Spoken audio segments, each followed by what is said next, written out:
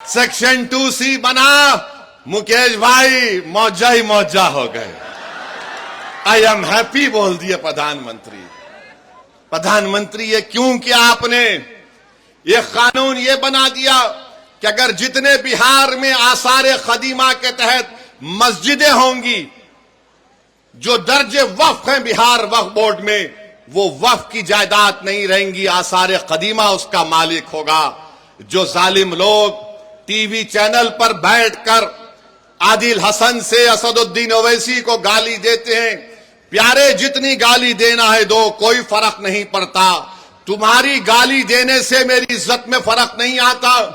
तुम्हारी गाली देने से मेरी शोहरत में कमी नहीं आती। तुम्हारी गाली देने से मेरी रात की नींद खराब नहीं होती। हां, अगर तुमको फायदा होता है, क्योंकि तुम्हारे दिलो दिमाग में एक बीमारी है नफरत की। शायद ओवैसी को गाली देने से वक्तिया तुमको फायदा होता है तो दो, मगर ये तो बताओ इस कानून में किसको फायदा पहुंच रहा है? कुछ फायदा नहीं है मुसलमानों को। और प्रधानमंत्री बोलते मुसलमान 30% गरीब है। अगर है तो तुमने क्या किया बताओ? अगर है तो बताओ तुमने।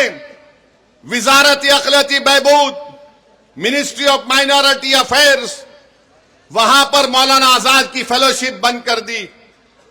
जो अकलियतों के बच्चे जिसमें मुसलमान, सिख, ईसाई, बौद्ध और जैन धर्म के हैं, जो पीएचडी कर रहे हैं, उनको पैसे नहीं देगी सरकार, तो गरीबी आएगी नहीं आएगी?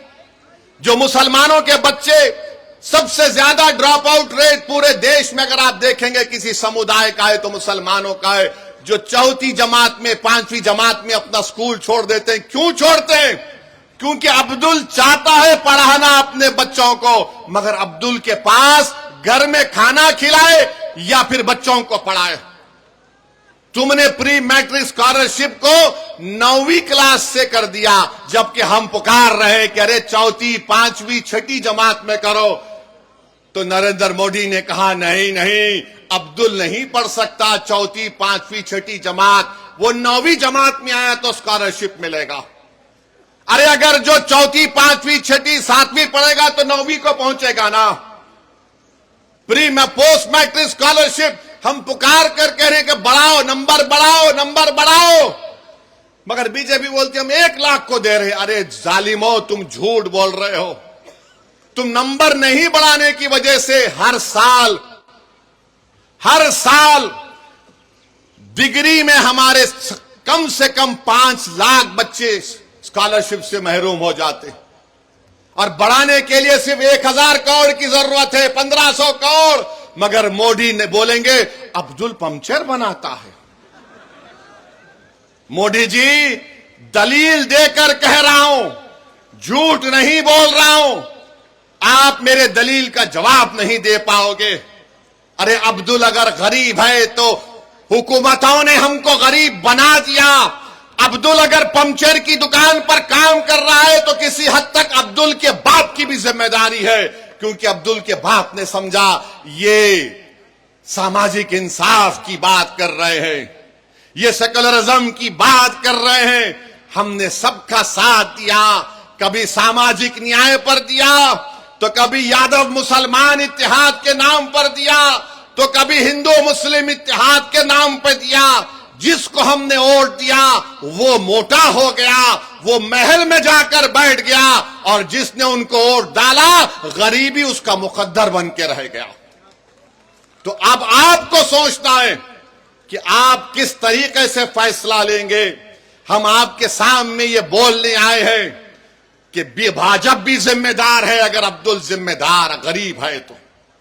और बीजेपी अपने पैम्फलेट में कहती है कि 70% वक्फ की जायदाद पर कब्जा हो गया, तो तुम कब्जा कैसे निकालोगे?